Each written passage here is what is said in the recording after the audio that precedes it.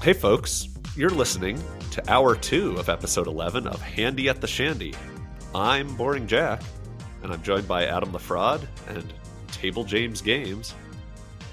And for Hour 2, we're going to start with a little bit of listener feedback before we pick back up where we left off with that trip report. And so I'm going to jump right into it. We got an email, and you can email the pod at handyattheshandy@gmail.com. We got an email from Dan. This is not friend of the pod, Dan, but now that he emailed us, it is friend of the pod, Dan. And he said, great show, guys. Keep it up. Just curious how many people have said how much Boring Jack sounds like H. John Benjamin, who's the voice actor for Bob Belcher on Bob's Burgers and Archer. He says his voice and even pace of speech is eerily similar to Bob Belcher. I've never heard this before. I'm not a Bob's Burger fan, which is probably not surprising to people since I don't watch any sort of pop culture except for like the Bachelor franchise, which will tie in with something I'll talk about later. Yawn. I guess I'll have to. I guess I'll have to start watching it to see if I think of Jack the entire time. I mean, I think it's a big compliment because I am a Bob's Burgers fan and I'm an Archer fan. So it did not occur to me. But Jack, I think you should take that as a massive compliment. And I'm worried about what people think I sound like. So I went and watched a video of him talking, and he was doing this thing where he was kind of trying to do all the characters in a particular scene.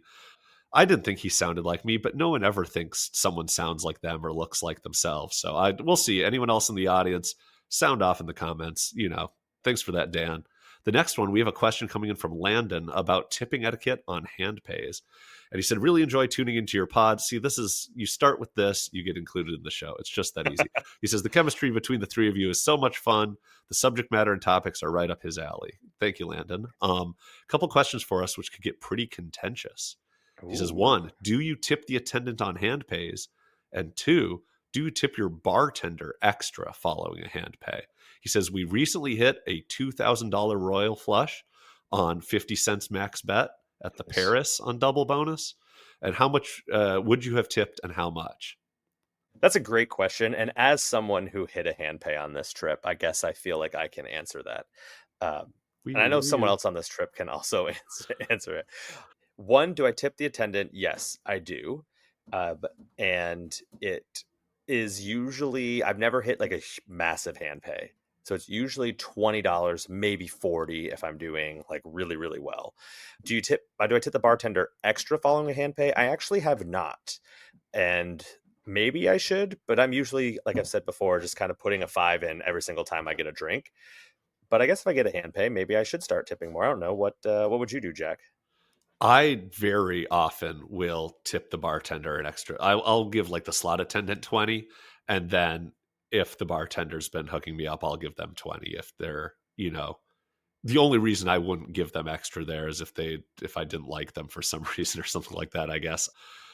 The only time I've tipped more than $20 on a hand pay was the one time that I got like a truly massive hit back in like 2022.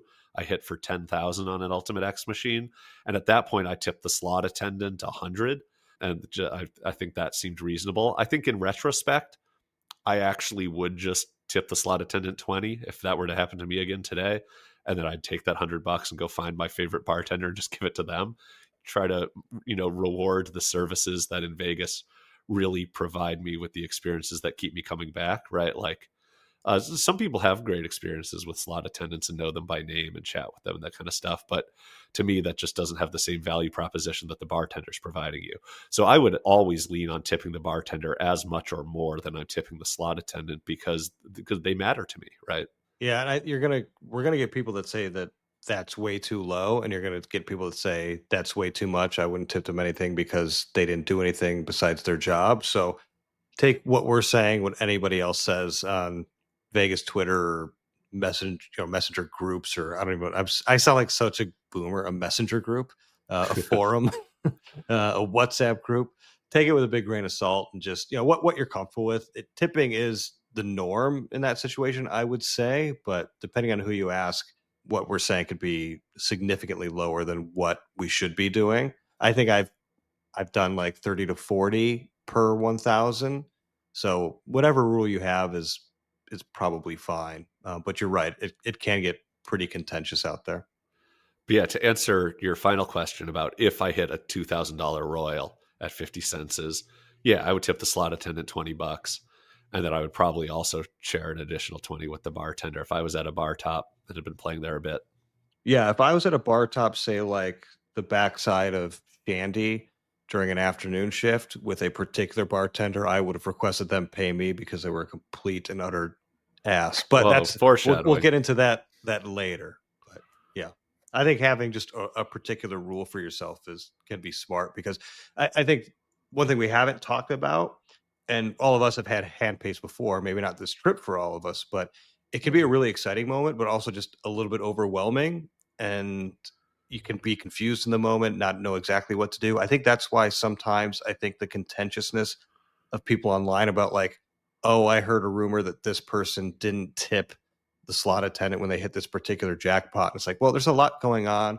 Yeah. Maybe they didn't feel they had enough cash on hand, because sometimes you're getting paid out in different ways, especially if you hit a massive jackpot. So just having a hard and fast rule that you go by if and when it does happen can help because there's a lot going on in that moment, especially if you're excited and sometimes maybe they're not giving you proper change or whatever that would warrant a particular tip size. So yeah, just have a rule in mind. I think is smart to do. And it can be dependent on how you're doing on the trip. Like if you Mhm. hit a Yeah. $2,000 Royal and you're still stuck 5,000 on the trip, you're gonna be in a slightly different tipping mood than if that brings you back into the black, right? The more I think about it, it's not like great to have your tipping be tied to how you're doing on the trip in some ways, but also it's just perfectly natural, right? Like you're going to be more generous and free flowing with your money if the casino has been, if you've been lucky in the casino recently, and I think that's perfectly normal. Those are two great emails that we got, Jack, and it's probably my favorite part of doing this podcast is when we get people that write in and then we get to talk about some of the things that they're interested in. It was one of the reasons why I wanted to do this with the two of you, is like kind of that education side of me. So everyone who's out there, email us handy@theshandy@gmail.com. With that brief respite, let's get back into this monumental trip report that we are about maybe one day through with at this rate. And we had talked about this off air about how this is going to be tough because it's not like one of us went and we can work through it. Like the three of us were there at the same time, but also having different experiences. So some people on this team here kind of underestimated how long this was going to take, whereas I knew this was going to be a massive multi-episode thing that we needed to break down. But Yeah, spoiler alert, we are not this week going to get through all of this. You're going to have to wait another 2 weeks to get the end of the trip report. And that'll You mean unfortunately coincide with James having already gone back to Vegas and he'll have a trip report to share there.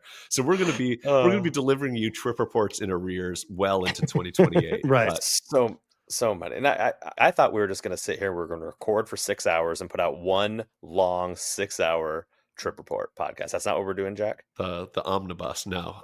Let's get us back though. After my food court lunch, it's time to hit up the Palazzo High Limit Room for some video poker. And this is And Saturday for people tuning in. thank you. Yeah, Saturday afternoon, my buddy Ryan, who ate lunch with me and Duffy, went off to the Bellagio to play some poker. Me and Duffy went off to the Palazzo to play some video poker. I get a Aperol Spritz to start the afternoon, and I realize I probably should have taken a nap. I'm just like yawning a lot. I keep getting chastised by Duffy, who says, "Stop yawning. We're having a good time here. This isn't boring. This is fun." And I'm just like, "Oh yeah, but I mean," and so I get a Red Bull in, and then the real drinking starts. And I think around this time is when James and Kim show up, having gone to the Wizard of Oz. They've got their little souvenir cup, and they're looking to join at the High Limit Bar with us. Yeah, and this is like kind of what I had been anticipating and waiting for, right? Getting a This is good the group main of event. people. Yeah. It's close to the main event. It's close to the main event. I think the main event's later on, but it's pretty close to the main event. And I think all four of us were playing, so we each had a machine, which was great. And maybe Kim and I were going back and forth. I don't remember. This was an actual winning session for me, and we played for a long time. And the only thing I can remember, at least in my notes, was that I got dealt a straight flush with a bunch of multipliers, which was really cool to like just look at the screen and see a straight flush there. It was my start of drinking too, which is going to lead to not the best thing at about 2 in the morning. Because it's up to $65, and the bartender there was amazing, right? Jen was yeah. So they'll comp any drink or spirit $65 and under, which is a really nice feature of that high limit bar. They also had, and you knew to ask for it, but I feel like I had asked for this in the past and been spurned. Is you asked for like the spirits list, which shows all the available liquors and what they cost, so you can know what you have. I think that might be new because I had asked for such and not received it, but that was really cool to get to page through as well and kind of like see, ooh, I could get this. Ooh, that's a bit outside the price range. Oh, but I could get that. Yeah, and I was like, oh, Johnny Walker Blue, let's go ahead and have one of those. Oh, let's have this champagne. Oh, let's have this wine. Oh, I may as well have a beer now. And as a 39-year-old who doesn't drink that often, the best thing you should do is mix all your different types of alcohol while you're day drinking. And I guarantee your night will end up really, really good. One of the fun things I learned about the Venetian, just talked to the bartender Jen there, is that we know how many different Starbucks each different casino on the Strip has. Like there's well more Starbucks on the Vegas Strip than there are casinos. I learned that they have a whole separate Starbucks in the back of house for Venetian that's just for employees. Like it's not free. It's just a different Starbucks that's only accessible to the employees that they can buy drinks from if they want to. It's amazing. So that's how big this complex is. I think she said it was like a full service Starbucks, like mobile ordering, like food and everything. Like that was wild. But yeah, I've gotten the reputation of being someone who likes drinking bad drinks. And so at some point, someone was talking about there's a menu drink that they have on their cocktail list at the Palazzo High Limit Room. And all of their menu drinks have like various adjectives like bright or brash or bold, or they're not all B's, but I guess we're just going down that road now. And so someone was going to order the brash cocktail, and Jen was like, don't have that. That one's terrible. And then James was like, well, if it's terrible, you should make it for Jack. He loves that shit. And I did. It was so good. It was like, I mean, it was an interesting sounding cocktail. It had, I think, both rye whiskey and tequila in it. So oh, God. Kind of strange. And then it had sherry. It was a sherry finished whiskey, I think, whatever was in it. And then it had sherry in it as well as olive bitters. And what? I thought it was fantastic. I think it's a joke. It was a good. I shared it with Kim, and I mean, hard to say what sort of state she was in that day, but she thought it was perfectly palatable. It wasn't just me. It was a fine drink. Who's the psycho that came up with it on accident? Because that's not a purposeful mix. That's definitely like, this is all I have in my cupboard. Like I spilled my test tube full of olive bitters into my, what can I do with that?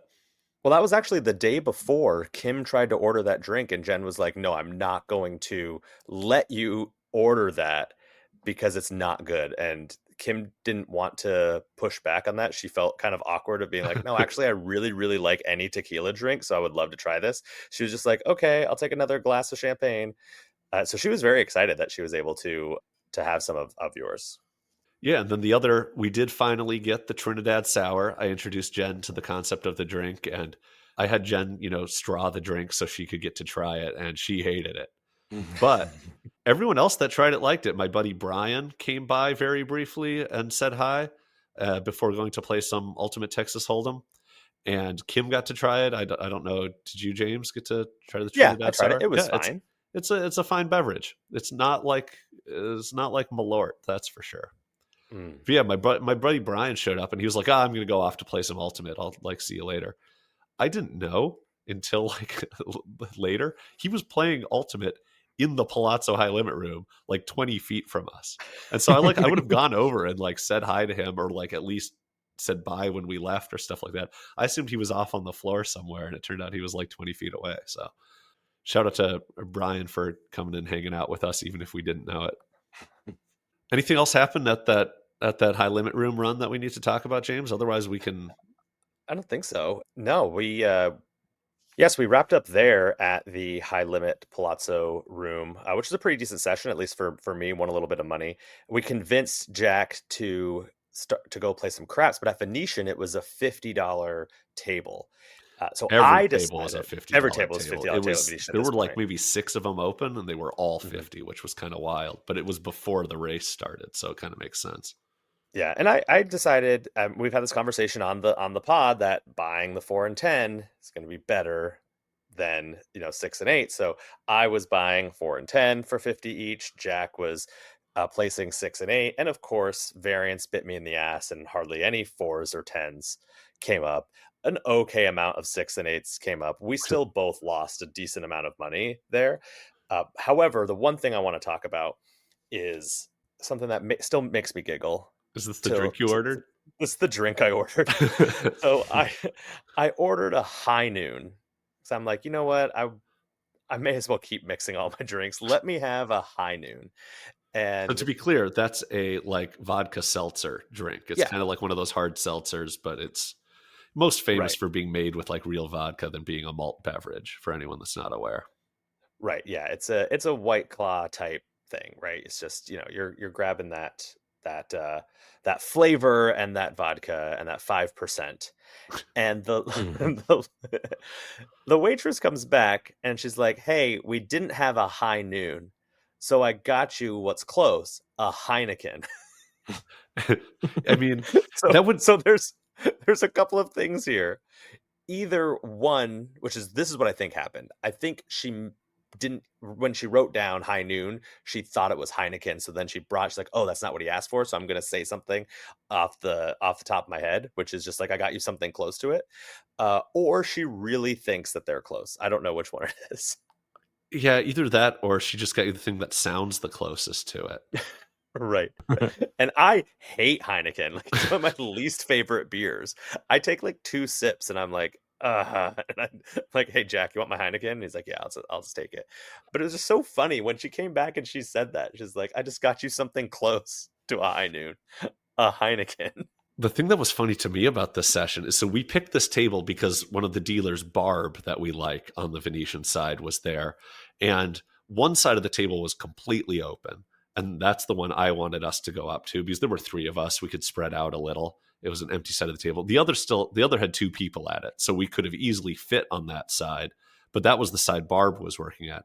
And Duffy wanted to go be on her side. And I was like, "Oh, she'll rotate." I mean, the dealers rotate. She'll like come over to our side. And Josh was like, "No."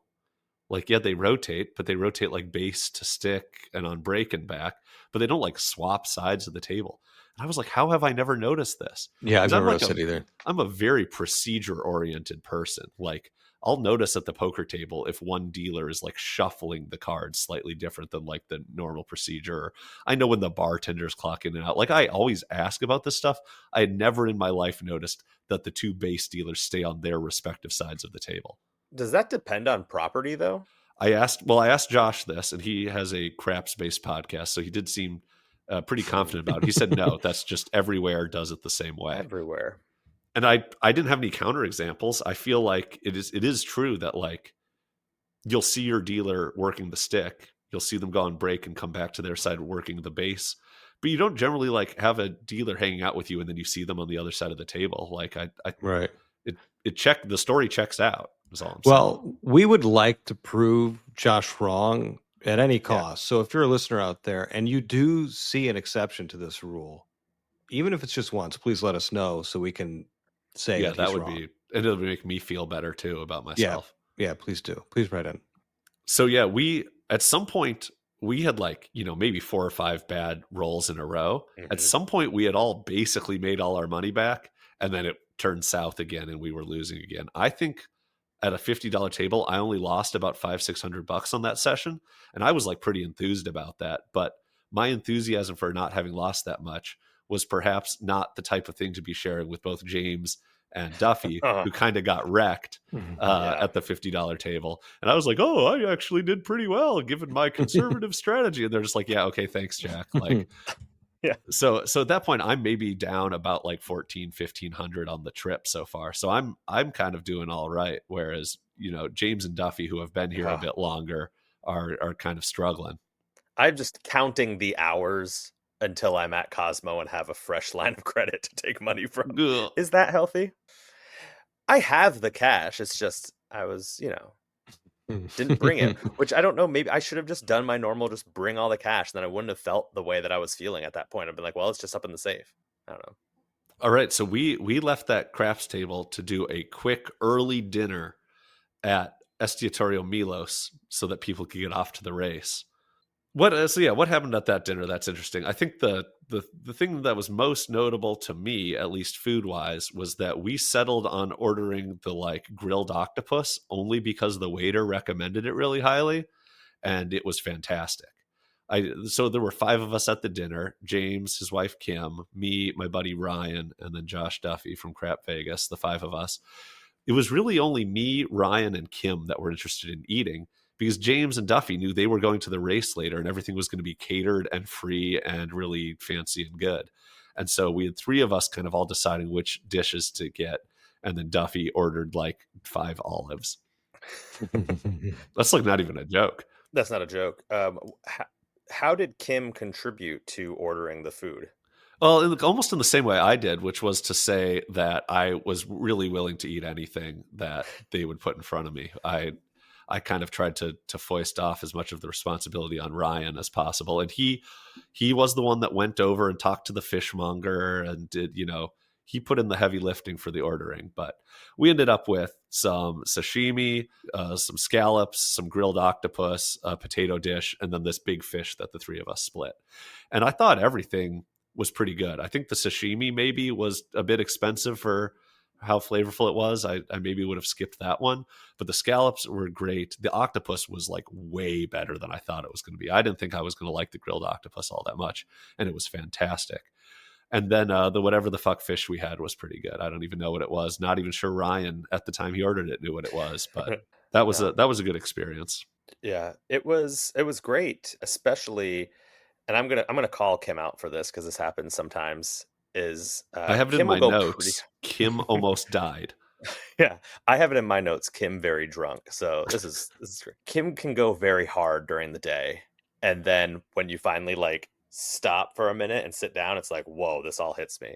Because there was at one point during dinner, first of all, the reason why Kim didn't contribute is because she said she couldn't read the menu. So she was like, I need someone else to figure out what I'm gonna eat, and she'll eat anything, so it's perfectly fine. I remember she went to the bathroom and then came back and just kind of sat down and was just silent and kind of had that like glazed over look in her eyes. 1,000-yard stare or whatever. Yeah. Before the food came out, and I was like, babe, are you okay? And she's like, yeah, fine. I'm fine. I'm like, okay, please don't hurl all over this what the fuck fish. Like, it would be, and they like bring the fish like over to you, and I'm like, this is like, if you're feeling even a little queasy, it might not be the best to have this like dead fish in your face. But yeah, that was fun. That was fun too. We haven't heard from Adam in a bit. What have you been up to at this point? That's fine. No, I'm prepping for the race. Light gambling, just doing $200 hits here and there. Park MGM, Aria, Bellagio, Cosmo. Nothing major. Just sitting down playing video poker a bit here and there, knowing that I'd be putting some work in when the 3 of us finally get together, which we still haven't yet on this trip report. But pre-race, Jaron and I went to Best Friend. That was our backup plan for our dinner on Sunday. But knowing that we actually got the reservation we wanted on Sunday, I decided that, all right, I'm going to book Best Friend, because it was kind of just in my mind that we're going to have it. So I'm like, well, now I want to have it. It was fantastic, as always. I'm jealous. If you haven't gone to Best Friend, you just need to go to Best Friend. We got a mix of things. I trust Jaron, so he's someone I will share plates with, and I have trust in him that he's going to choose the right things. We each chose like 2 dishes, and so we got like the fried rice, we got the pork tacos, we got some of the ribs. I forget that we had some other dish there as well, but fantastic. Served quickly, service was great, everything was delicious. Just kind of the perfect pre-race meal, if you will. I've been impressed by the wait staff there. Like, they're really good at guiding you, like what to order, letting you know that, like, you ask them, hey, should we add like another dish? And they're like very honest, like, yeah, you might want something else, or no, that's totally enough. You're going to have a ton of food, that kind of stuff. Absolutely. I was going to say how much to order. They get the pacing is just kind of right. Like, they're like, it's just like a perfect experience all around. Like, we're gassing it up pretty good, but like it's legitimately a really great restaurant. I think in like the last 3 years, the price of the tasting menu, they call it the chef menu there. I think it went up from like $65 to $85. It's still Hmm. completely worth it. I recommend it Hmm. very highly. One of the Yeah. desserts that it comes with. Normally, one of the reasons I don't like a tasting menu as much is I'd rather like try more things than have to like fill up on a dessert or, Hmm. whatever particular things are on there. The like date cake dessert they have there is insane. It's so good. It's like a sticky toffee pudding thing, but better. Yeah, and I was trying to think of like I had some sort of descriptor of it that I couldn't remember, and I just did, where it's all the food comes out and it looks really unassuming. And I don't mean Interesting. that in a negative way. Like it looks fairly basic. Like the ribs come out like, okay, it just looks like a rib plate. Okay, these look like pork tacos. This looks like fried rice. Then you taste it and it is astoundingly flavorful. Like it's just so good. I'm not a food writer, so I don't really know how to adequately describe food well enough beyond just to say like don't skip out on it. And then when you see it arrive at your table, don't dismiss it because you're in for a treat. And that's talking best friend. So yeah, if that was the perfect pre-race dinner, how about we get into the race? Ostensibly what we're all here for. Well, I mean, it's what I was there for sure. So I'm in my big McLaren oversized Reese jacket. Jaron and I, we had matching jackets. We actually got stopped on the way to the race because we're in matching jackets and got complimented in them. So thanks again, Reese. I would say that the day before, I decided I was going to try and get from Vidara, which is kind of like going through Cosmo, going through that overpass to get to the race. That was a huge mistake. For some reason, as James said, like going up was a big block getting out of the race. Same thing going in. So what I did is I met Jaron at Caesars and we crossed over that way, which was much, much easier. So if you're going to the race next year, any place that the police are blocking off the road, you can just cross. They're just going to let you walk across and it's not going to be an issue. So we walked down to Caesars, walked over the overpass bridge. I keep calling it overpasses, but the bridge near Caesars to cut across Las Vegas Boulevard. We cut through a couple different areas, but that Wait, was can you say much, much that say better. that again with the police? Like you weren't crossing the racetrack where the police had like No, but there's a couple like there's a bunch of side streets that they're closing down, especially like crossing when you're going into like the Caesars like VIP entrance or whatever on the side. That whole road is like crossed off where normally there's no walkway across it. So like from Bellagio to Caesars, we you were just cross at like ground level. right. We're just Interesting. crossing streets that they were blocked off, and they had no issue with it. Not even like a hey, don't do that next time. Just like yeah, whatever, man, just go. So there's kind of ways to, and I maybe might want to do a full write up on this next time and get some other opinions because there's ways to kind of sneak across that's going to make it a lot easier to get through everything. But what I would say is try to get as close to like Paris or Planet Hollywood and cross Flamingo wherever, cross in that section instead of going further south because it just becomes a real big cluster by that kind of lone bridge that's by Cosmo because like all the traffic from the south end of the strip that's on the west side, that's kind of like their first opportunity to cross and it becomes an absolute mess. Something to kind of consider there. Anyway, we had grandstand tickets in the main grandstand area. There's no free beer as I kind of talked about when we were in the Heineken zone for qualifying.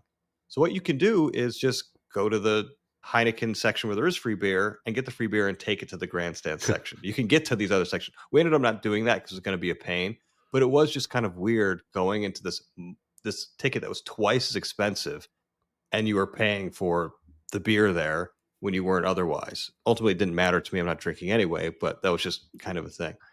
I will say that the one big disappointment for me is that the merch for this particular Formula One event at the track was pretty lame.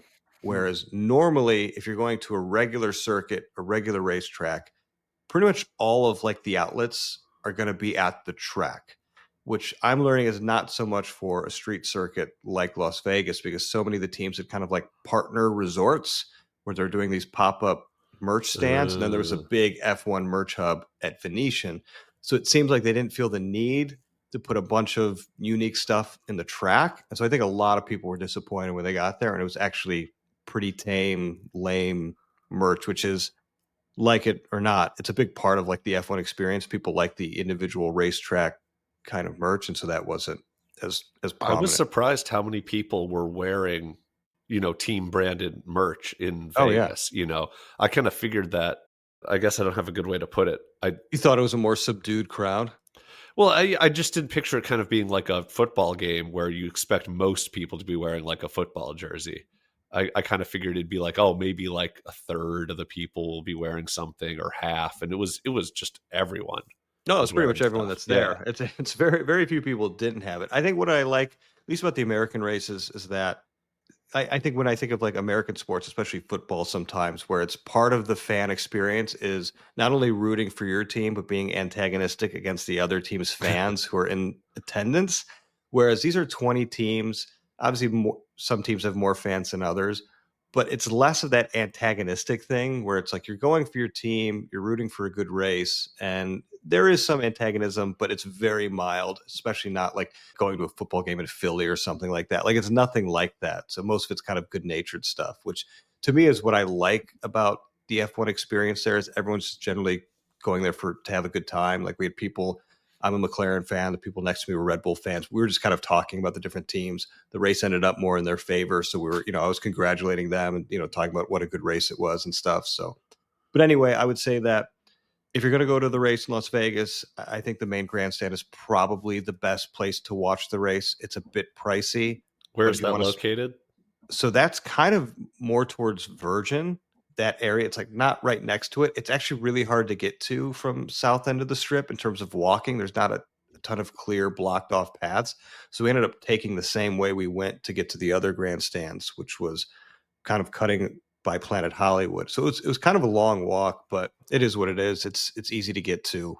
And I think they handled the traffic flow in terms of people pretty well. So, you know, people are saying it's kind of a mess.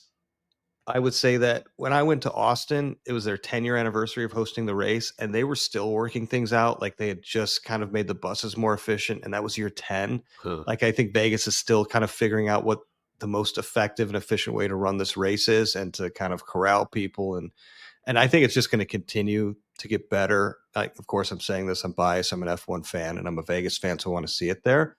Like I said, it will get better. They will iron out a lot of things, and I didn't think it was overall bad walking around and finding seats and getting from one section to the other. So we'll see. That being said, I don't think I'll go again to the race in Vegas for a while. It's kind of one of those where I want to go to a different venue. It's fun, but there's a lot going on. It did cause a bit of a traffic kerfuffle, and it's tough to get around at certain times. So I really enjoyed it. I hope people go out and do it. What was the actual experience like watching the race and seeing the cars go by, or like trying to see who you thought was going to win, or what was it like as a sporting event, I guess? If you like it, then it's great. I think there's people who they're not into motor racing, and like the whole argument of like, oh, they're only going by for like half a second and then that's it. It's like, well, yeah, that's what racing is. Like that's part of the experience. These cars are going so fast, and you want to see these fast cars, you have to put up with that. I would say make sure you get a radio. That really helps quite a bit. The track announcers don't have access to the best data, kind of the best live feeds. And so like the radios they have there, you could get them if you had an Amex card. You can bring your own too and find the frequency, I'm pretty sure. But it's the Formula One dedicated commentators. And so they're extremely adept, really good about adding some color to everything that's happening on the track. And so if you're listening to that and then watching the race at the same time, it's a great experience. And in terms of watching a Formula One race, it's pretty standard. I mean, the trackside entertainment's great. I think Vegas does a good job. I would say entertainment wise, just being in like the concourse area, if we call it that, to me, it's not Vegasy enough. Like it's all branded, like, oh, Doritos has a thing. Oh, like Liquid IV has a thing. It's like, where are like the trapeze artists? Where's like the Cirque type performers? You know what I mean? Like make it more Vegasy in there. Like that's not necessarily the Las Vegas Convention Center or whatever. The bureau is like, that's not their doing. They don't host that stuff. But it's like, I wish the F1 as a company would embrace kind of the more local style of entertainment that's in there. They had like Machine Gun Kelly, whatever. They had, They had different Mickey artists. Mouse. They did have Mickey I got a Mouse. text from Quick Quads Josh, who just like, he was at a bar and the F1 race was on like a TV at the bar. He was like, "Why is Mickey Mouse at the Bellagio fountains?" Oh, I thought you I said was, Mickey strolled up to the bar. He's like, he just had a long day of, of hosting stuff and he had to go. no, I got that completely unprompted. Like, wait, what's this about, kind of thing. Yeah, Disney and F1 just formed a partnership, which is great for me. I got my $150 F1 Vegas Mickey Mouse hoodie, but like I said, I think there's more stuff for them to learn about and how they get the event better. Really cool. I won't go back again for a while, but if you're an F1 fan, if you're a Vegas fan, it's a fun experience. It really is.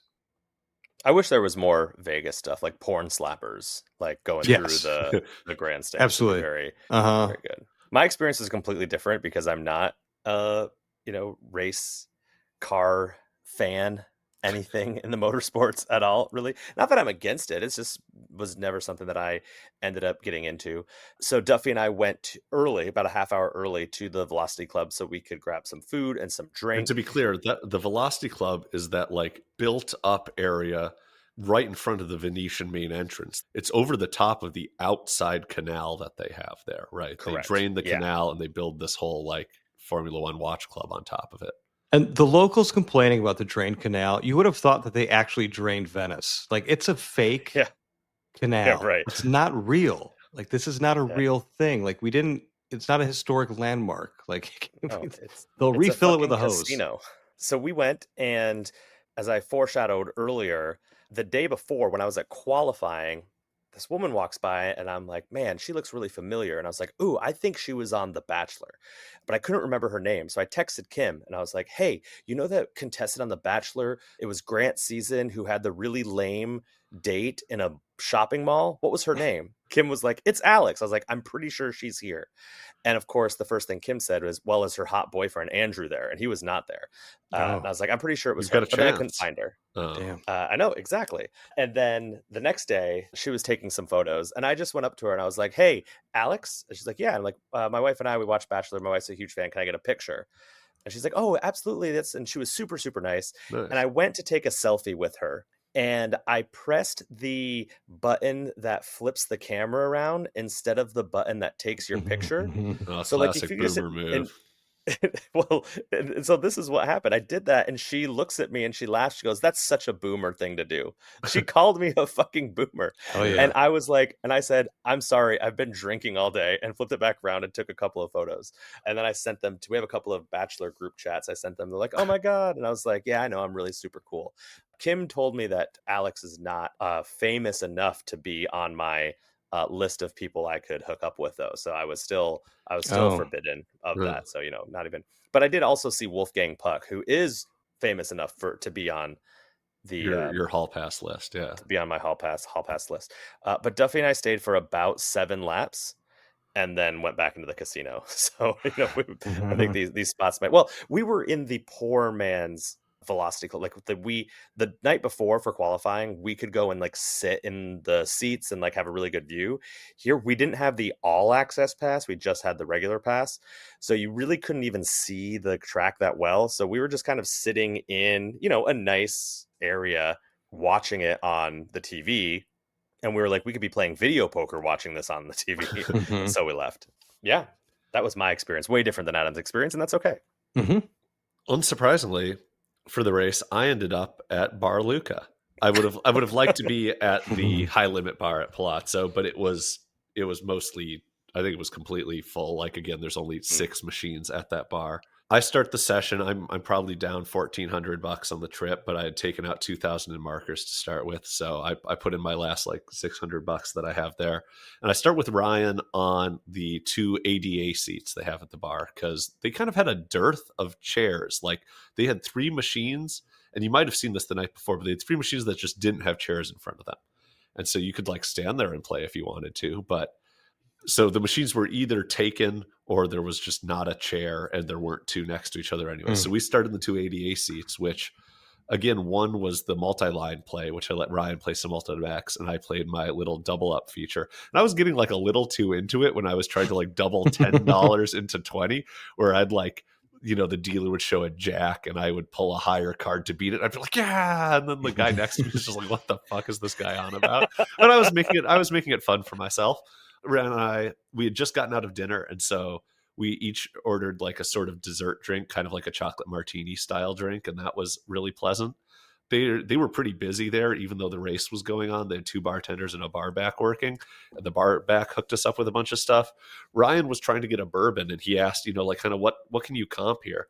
They were like, well, we can't comp like anything high. We can't comp any like high end bourbons, but otherwise, like if you can name it, we can comp it. Like we can comp Makers, we can comp Buffalo Trace, we can just kind of all the standard mid tier bourbons that you can think of. He was willing to comp out there, so that was kind of cool.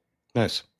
Eventually, we did see some machines open up on the other side of the bar. So I just grabbed one of those high top bar stools and walked it around, kind of like carried it like a sack of flour, walked it around to the other side of the bar. And we managed to get a seat on the side of the bar that does have all those multi-line games to play the Ultimate X we want to play. At some point, Duffy showed up to sit with us and play some Ultimate X as well. Obviously, James had to get ready for that after party. Yeah. But so me, Ryan, and Duffy are playing there. And what Duffy realized, and we didn't know this about this bar, is that the pay tables at dollars at Ultimate X are actually the improved, more like 98% pay tables. So like 9-5 double, 10-6-4 double bonus, that kind of stuff.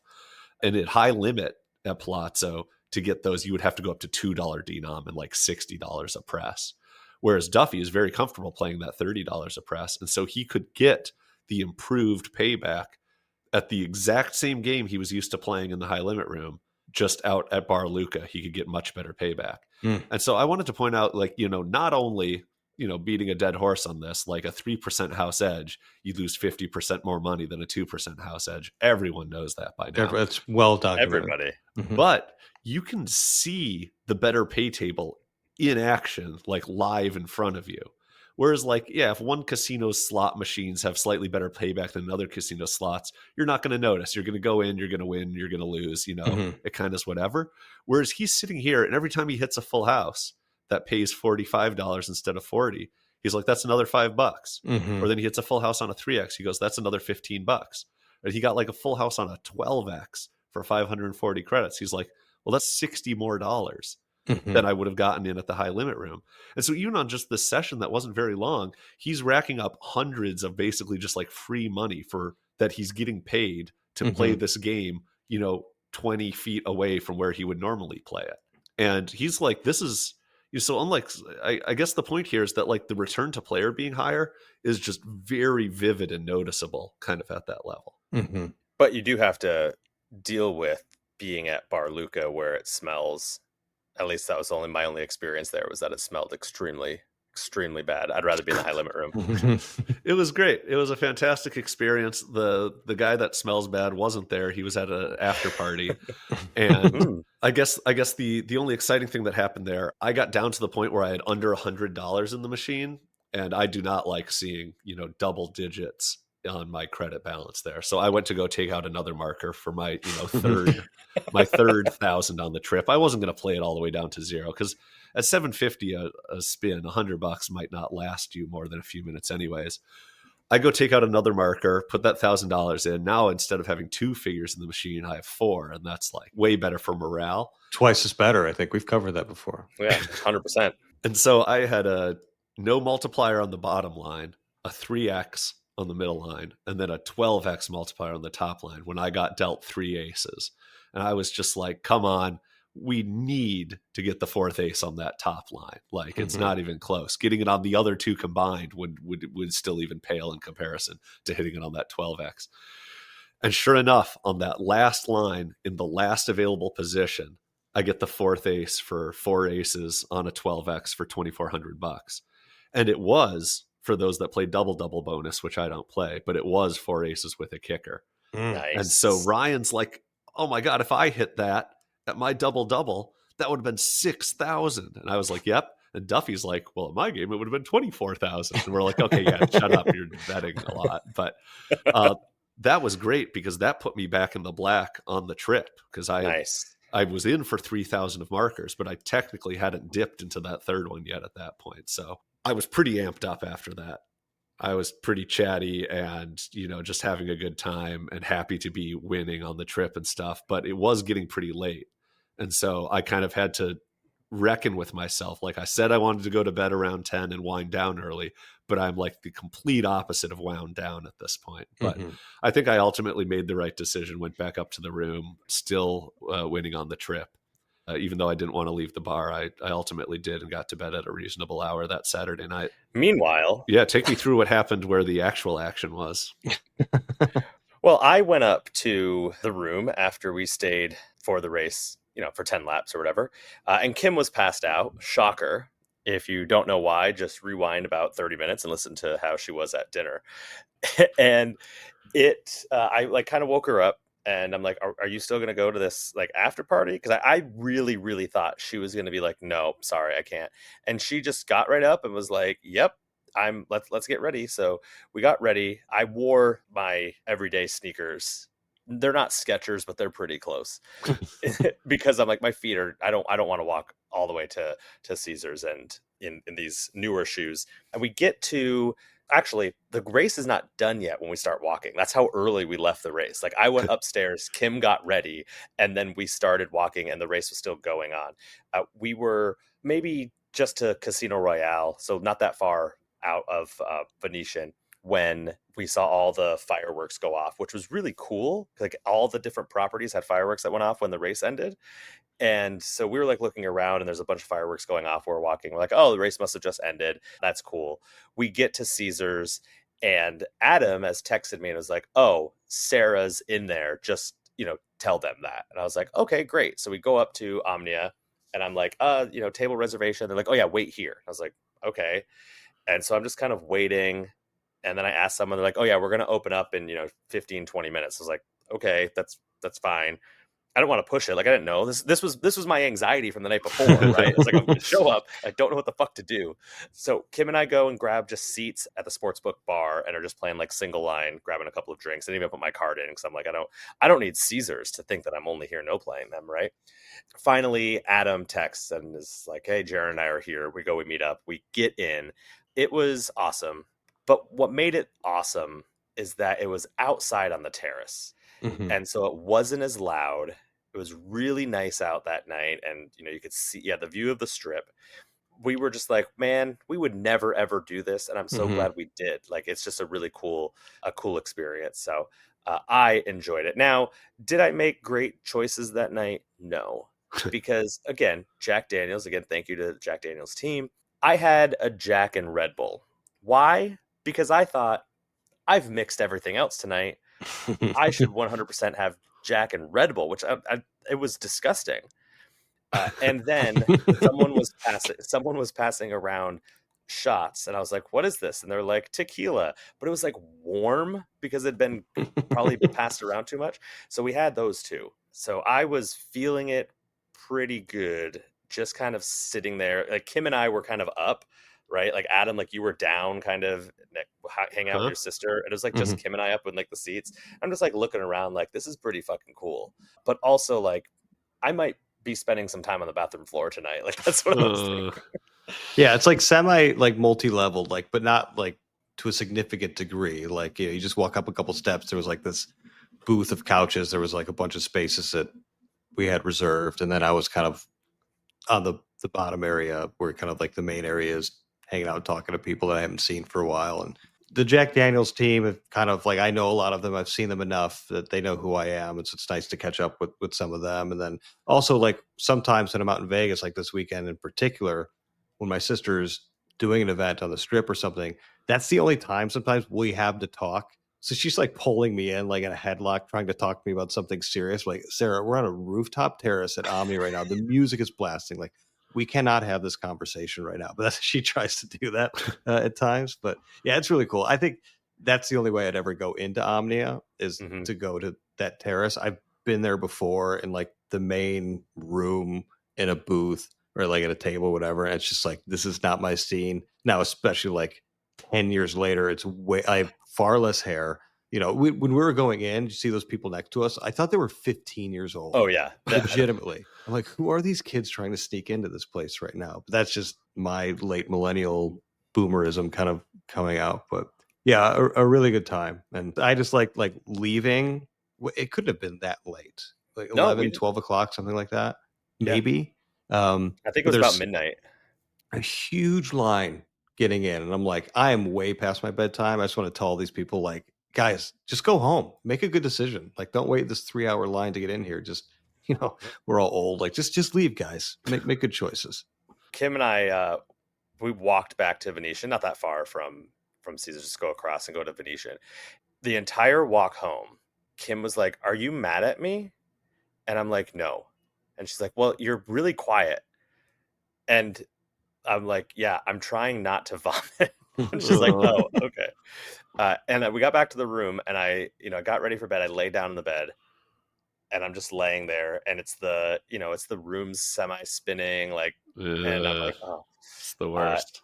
it's the worst." And I go into the beautiful Venetian bathroom and just say, "You know what? All of the stuff that I had today is just coming up." And No, it did. no. And I am so glad. I am so glad, because I woke up the next morning and was like, I am ready to go. I I was had going a to say, liquid. this is all a surprise to me Yeah, I didn't hear because Yeah, this. yeah. you seem to be a I was great. I functioning was member so of great. society. Yeah. The next morning, before I went to bed, after I vommed, I had a liquid IV Shout out to our and sponsor, Liquid IV. Jack Daniels, Liquid IV, and Reese. Yeah. woke up in the morning, had another liquid IV, and I was like, I'm ready to go. Meanwhile, Kim was hungover for 2 days. She was hungover. Like, we went to California on Monday, and she's like, I'm still kind of hungover from Saturday night, and that was her fault. So What it kind of was a great podcast again. is this? How old are we? Going to Omnia and like just getting Yeah, blitzed and yeah. so blitzed. Oh God, I'm way too old. Way too old. All right. Well, we kind of spoiled the cliffhanger ending that was going to end with James on the bathroom floor wondering where this was going next, because it sounds like he's fine. But that next morning, I think we're going to have to pick up an episode 12 in 2 weeks, just because we're at like the 2 hour mark right here. And we have a lot left for you for episode 12. We have all of Sunday and Monday. It's going to include Adam being properly miffed at a bartender. We've got 2 fancy dinners, both Bazaar Meat and Carbone Riviera, which have both recently opened at their respective properties. And we put in a full 8-hour workday at the Chandelier Bar with a huge cadre of us. That was a ton of fun. So you're going to have to join us in 2 weeks for when we talk about kind of the Cosmo side of this trip report and get moving then. Anything else, guys? Well, if anyone's going to be at Zorkfest this weekend, when you hear this, I will be there in the Podcasters After Dark. I'm getting in very late on Thursday. Probably just going to go straight to bed. So I'm getting in Thursday, December 4th, super late.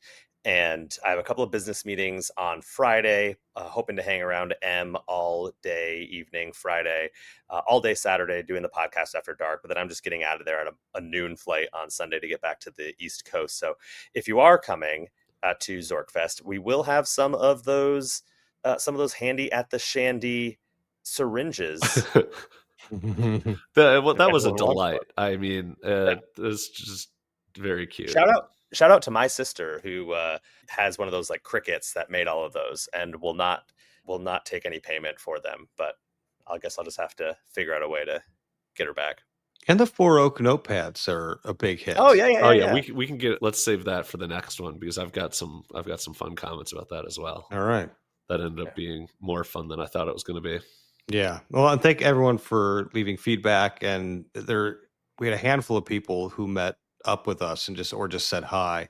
And it's hard to remember it's not hard to remember everybody's name, but it's hard to remember everybody who came by. So thanks for that. And if we didn't mention you, we don't mean any offense. It's just some of us were in a better place to remember things than others at times. Yeah, and a good number of those people we ran into were at the Shandy, so we'll definitely talk about those individuals. Episode 12. Wow, we're already at 12. For Adam the Fraud, Table Games James, I'm Boring Jack, and we'll catch you later. Take care, y'all. Bye.